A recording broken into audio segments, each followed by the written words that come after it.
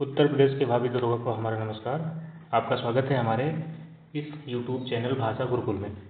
आपको यहाँ पे बताया जाएगा कि हिंदी विषय के बारे में और बीच बीच में आपको मोटिवेट भी किया जाएगा और ये भी बताया जाएगा कि उत्तर प्रदेश सब इंस्पेक्टर की तैयारी कैसे करें, कैसे इस तैयारी में अपना धार दें, कैसे हम करें ताकि हमारा सिलेक्शन हो पाए। तो अभी हम लगभग 3 लड़के हैं जो उत्तर प्रदेश सिपाही में हम उनको सिलेक्ट करवाए हैं। वो पढ़े हैं, हमारे विचार से पढ़े हैं खुद वो। अब द्वंद्व समास किसे कहते हैं? जिनके दोनों पद प्रधान हो, जिनके दोनों पद प्रधान हो, दोनों पद संज्ञा या विशेषण हो, वह द्वंद्व समास कहलाता है। ठीक है, आइए इसके भेद के बारे में हम चर्चा करते हैं। पहला है समाहार द्वंद्व, वैकल्पिक द्वंद्व और इतरेतर द्वंद्व। 3 प्रकार के द्वंद्व समास होते हैं। ठीक है, आइए देखते हैं तीनों प्रकार के बारे में हम चर्चा करते हैं।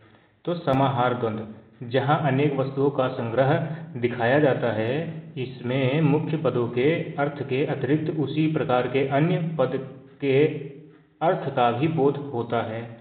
जैसे गाय भैंस वगैरह।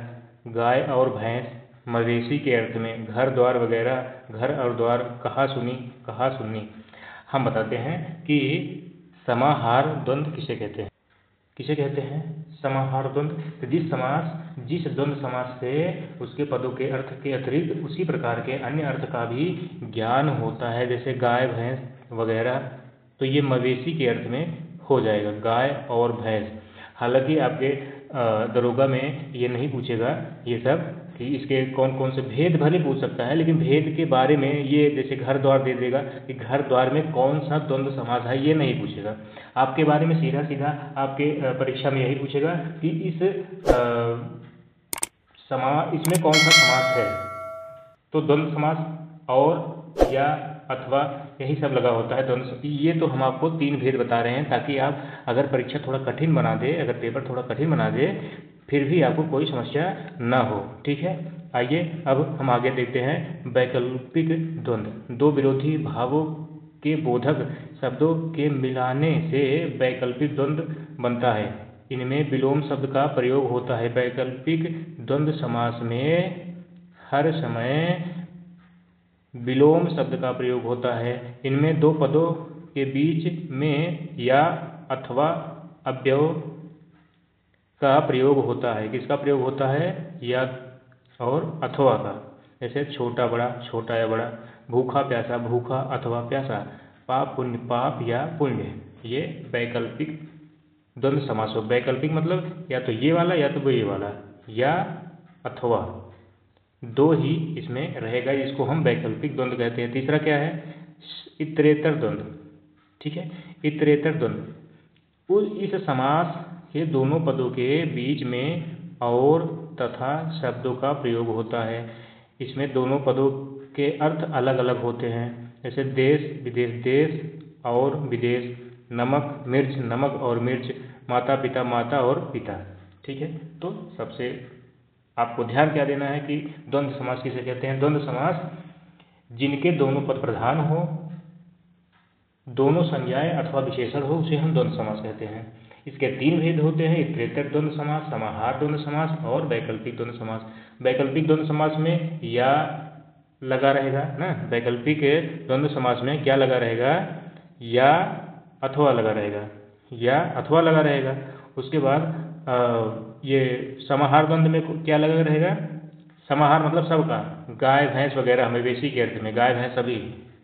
और अगला है इतरेतर द्वंद्व। इतरेतर द्वंद्व में क्या लगा रहेगा? और क्या लगा रहेगा? और तथा। ठीक है, आगे हम आइए देखते हैं द्वंद्व समास के कुछ और उदाहरण। जैसे 31, 1 और 30, 45, 5 और 40, 25, 5 और 20। इसको भी हम इतरेतर द्वंद्व समास के अंतर्गत रखेंगे। अगला देखिए, 20 से 29 के बीच में 20, जैसे 20 लिख दिए हिंदी में, 21 लिख दिए।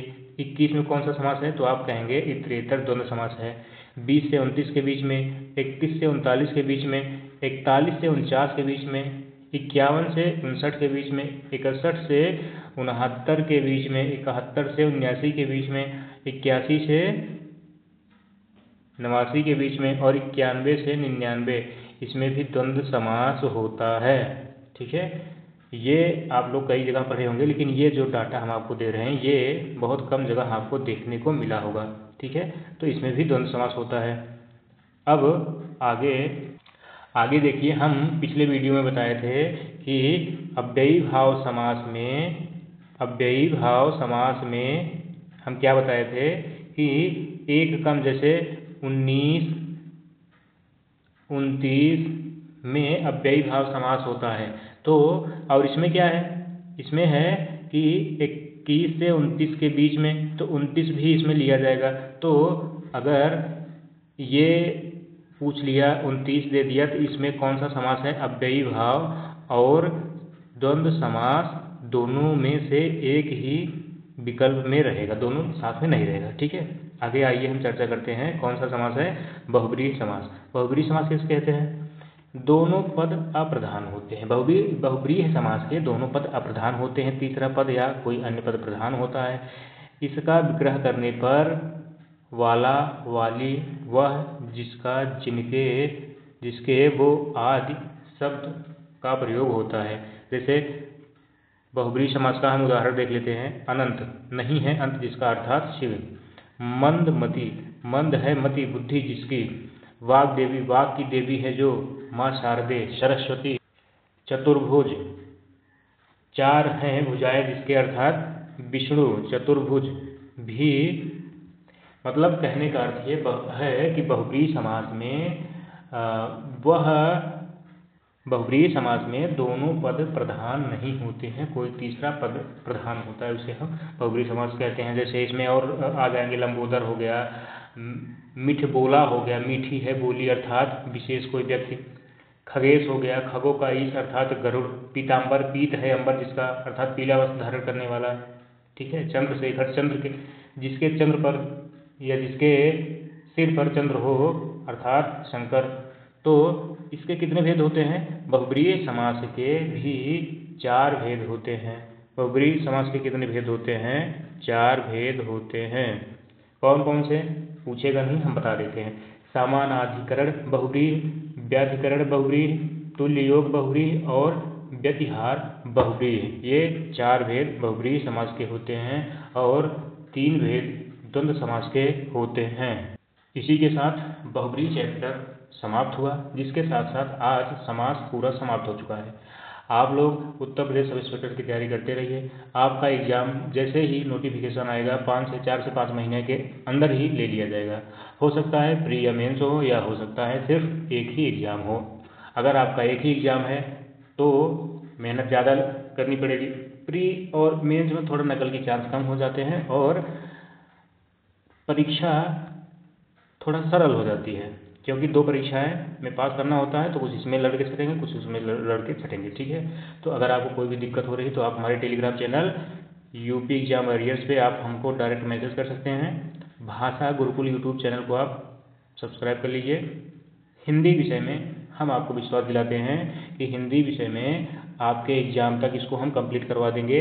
40 प्रश्न जो आपके आते हैं हिंदी विषय से, पहले तो हम हिंदी व्याकरण पढ़ लेंगे, फिर हिंदी साहित्य के कुछ महत्वपूर्ण प्रश्न जो आपके एग्जाम में बहुत ज़रूरी है उसको हम पढ़ लेंगे। ठीक है, इसी के साथ पारी को विराम देते हैं। नमस्कार।